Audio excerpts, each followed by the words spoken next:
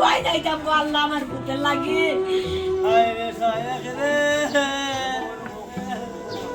ও আল্লাহ আমার কিচ্ছু নাই, আমার দুই পুতই সম্পদ রে আল্লাহ।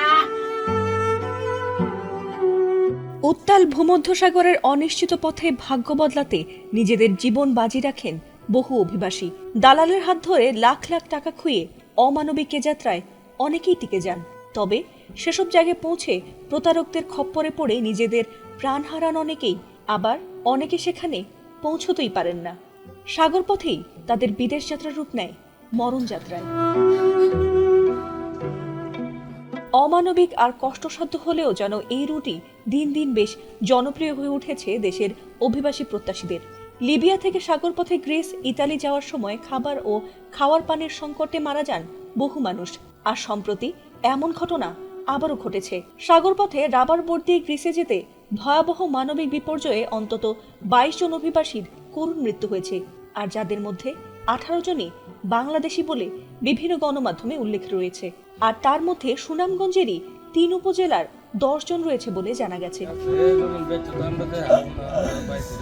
আর সবচেয়ে মর্মান্তিক বিষয় হলো, মৃত্যুর পর তাদের মরদেহ অমানবিকভাবে সাগরে ফেলে দেওয়া হয়েছে বলে জানা গেছে। আর তাদের এমন করুণ মৃত্যুর খবরে ভেঙে পড়েছেন পরিবারের সদস্যরা, আর শোকের মাতম চলছে পুরো গ্রামে। সেই হতভাগ্যদের একজন হলেন টিয়ারগাঁওয়ের বাসিন্দা আখলুস মিয়ার ছেলে শায়েক আহমেদ। গত 4 মাস আগে সৌদি, কুয়েত, দুবাই, মিশর হয়ে তার লিবিয়া যাবার কথা ছিল। গত 20 তারিখ শেষবারের মতো পরিবারের সাথে তার আলাপ হয়েছিল। এমনকি গেমের জন্য 7.5 লাখ টাকাও দেয়া হয়েছিল। কিন্তু এরপর শোনা গেছে যে শায়েক গেমে গিয়ে মারা গেছে। রাবারের বোটে করে লিবিয়া থেকে সাগর পথে গ্রিসে নেওয়াকেই স্থানীয় লোকজন গেম বলে থাকেন। আর সেই গেমেই শায়েক সহ অনেকেই মারা গেছেন। আর সেটি কাঁদতে কাঁদতে জানাচ্ছেন তার স্বজনরা।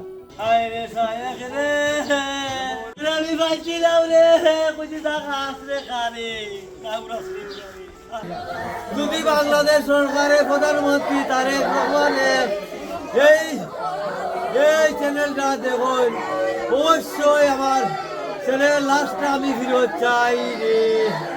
দয়া করি আপনারা সরকারে যদি ইচ্ছা করেন সাগরের থাকি তার লাশটা উদ্ধার করতে পারবো, আমার অনুরোধ, আর কিছু করার না। এছাড়াও এলাকাবাসীর আরো কয়েকজন জানান যে প্রত্যেকেরই পরিবার তাদের 12 লাখ টাকায় গ্রিসে যাওয়ার জন্য দালালের সঙ্গে চুক্তি করেছিলেন। গত মাসে তারা বাড়ি থেকে রওনাও দেন। লিবিয়া যাবার পর অর্ধেক টাকা পরিশোধ করা হয়। গত কয়েকদিন ধরে তাদের কোনো খোঁজ ছিল না। এখন জানা গেছে যে তারা সেখানে খাবার ও পানির সংকটে অসুস্থ হয়ে পড়েন। এক পর্যায়ে অনেকেই মারা যান। পরে তাদের মরদেহ সাগরে ফেলে দেওয়া হয়েছে বলে জানার পর থেকে শোকের মাতম চলছে সুনামগঞ্জের এসব এলাকা জুড়ে।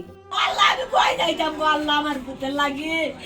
আমার নেও গো কত কাপড় আমার বুকের মজু দেহ রে আল্লাহ। ও আল্লাহ, ও আল্লাহ আমার কিচ্ছু নাই, আমার দুই পুতই সম্পদ রে আল্লাহ। ফাতিমা সুলতানা, এটিএন বাংলা।